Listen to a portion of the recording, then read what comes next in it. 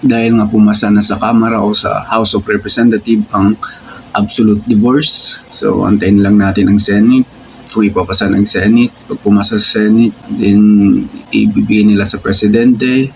Kung aprobahan ng Presidente, so magiging batas ng absolute divorce dito sa Pilipinas. So titingnan natin yung mga grounds ng absolute divorce dito sa Pilipinas. Una, minodify nila yung legal separation ng Article 55. So ito yung mga grounds. Una, mapanakit ka sa asawa mo. So sinasaktan mo siya, tapos pinipilit mo siya na magpalit ng religion niya or ng kanyang political affiliation. Kung pinilit mo siya or yung anak niya or yung anak nyo na sumalang sa prostitution, yung asawa mong lalaki ay nakulong ng 6 years at higit pa, kahit na pwede siyang mapardon. So grounds din yan for absolute divorce. So drug addict yung asawa mo, manginginom, mahilig sa sugal. So grounds din yan. Nalaman mong bakla pala yung asawa mo. So grounds din yan. Nalaman mo yung asawa mong lalaki, kinasal pala sa iba, may mga asawa pang iba. So grounds din yan. Nalaman mong maraming kapit yung asawa mo. So grounds din yan. Pag binandan ka ng asawa mo, napapatayin ka, o kayo ng mga anak mo. So grounds din yun. Kapag iniwan ka ng asawa mo nang walang dahilan, ng higit sa 1 taon, so grounds for absolute divorce din yan. Kapag legally separated na kayo ng 2 years, more than 2 years. So minodify din nila ang annulment of marriage under Article 45. So ito yung mga grounds ng divorce. Yung nagpa-annul ng marriage and then wala sa required age yung kasal. So grounds din yun.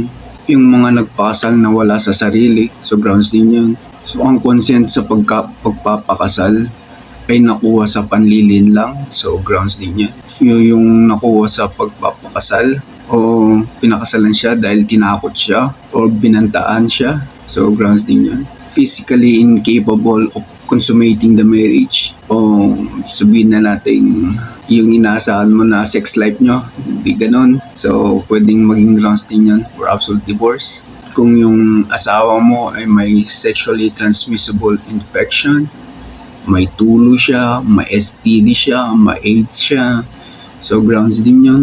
Kung hiwalay na yung mag-asawa ng at least 5 years at hindi na maayos pa yung pagsasama nila, so pwedeng maging grounds yun. So psychological incapacity ng iyong asawa, hindi niya nagagampanan yung pagiging asawa niya, pagiging lalaki niya sa inyong pamilya, grounds din yan for absolute divorce. Kung yung asawa mo ay nagpa-sex reassignment, dating lalaki siya, ngayon lalaki na ang hanap, at iba pang domestic and marital abuse, tsaka violation ng RA 9262, so pwede maging grounds yun for absolute divorce.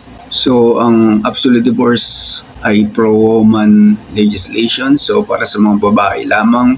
So kung gusto ng mga babae na mag-divorce dahil sa grounds na nabanggit ko, so pwede nilang gawin yon.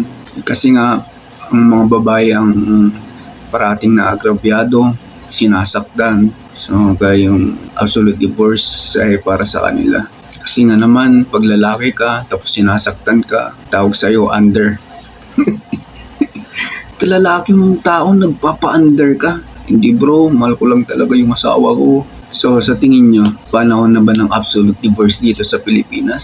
So kailangan na ba natin ng divorce? Hindi na sapat ang annulment kasi ang annulment matagal, tapos magastos.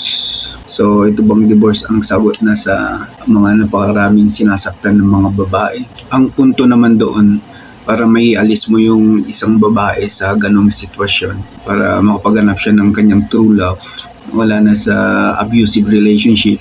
Yun naman yung nakaganda ng divorce na to. Sang-ayon man kayo o di sang-ayon sa batas na to, kung nasa batas na yan, ay mag-adjust na lang ang society para dyan. Tingnan natin kung mapipigilan ito sa Senate dahil nga maraming pumipigil dyan. Pero tingnan natin kung mapipigilan. So yun, so bukas ulit.